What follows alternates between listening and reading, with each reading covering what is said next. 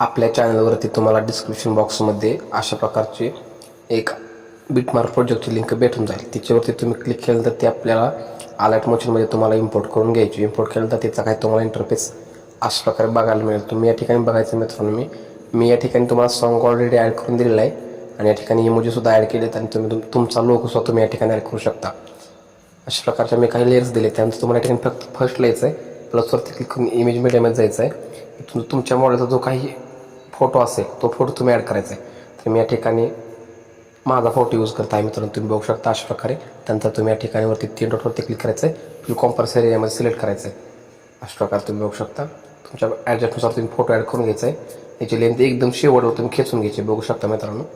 त्यानंतर तुम्हाला या ठिकाणी या फोटोवरती लॉंग प्रेस करायचं आहे आणि आपल्या सॉंगच्या वरती बरोबर तुम्हाला अशा प्रकारे सेट करायचं आहे.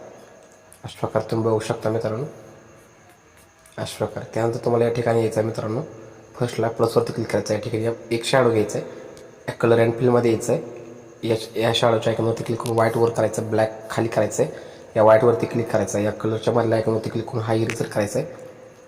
नंतर तुम्ही या ठिकाणी बॅक यायचं आहे, 3 डॉटवरती क्लिक करून फिल कॉम्पोजिशन एरियामध्ये सिलेक्ट केल्यानंतर तुम्ही परत कलरमध्ये यायचं आहे. तुम्हाला बघू शकता अशा प्रकारे खालून वरती हा बाण फक्त स्लाइड करायचा आणि वरचा बाण खाली आणायचा आहे. अशा प्रकारे तुम्ही बघू शकता. ही लेंथ एकदम लास्ट पण खेचायची. त्यानंतर तुम्हाला आपल्या फक्त या फोटोच्या वरती अशा प्रकारे सेट करायचं. तुम्ही बघू शकता अशा प्रकारे काही तुम्हाला लुक आलेला दिसून जाईल. त्यानंतर तुम्ही काय करायचं मित्रांनो, या ठिकाणी 8.54 सेकंदा बिटवरती यायचं आहे. या ठिकाणी आपल्या इमेजवरती क्लिक करायचं आहे. या ठिकाणी इमेजला कट द्यायचा आहे.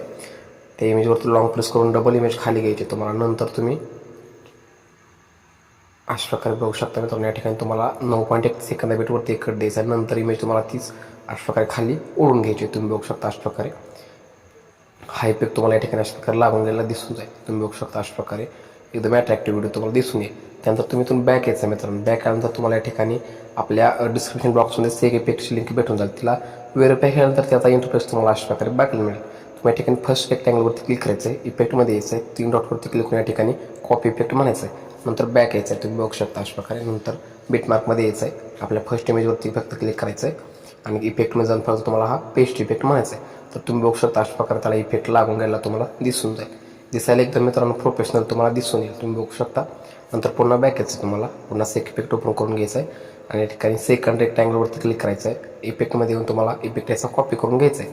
पुन्हा इथून बॅक यायचं आहे. पुन्हा आपल्या बिटमार्कमध्ये आल्यानंतर तुम्ही या ठिकाणी बघू शकता 9.1 सेकंदा बिटवरच्या इमेजला फक्त हा इफेक्ट या ठिकाणी पेस्ट करायचा आहे.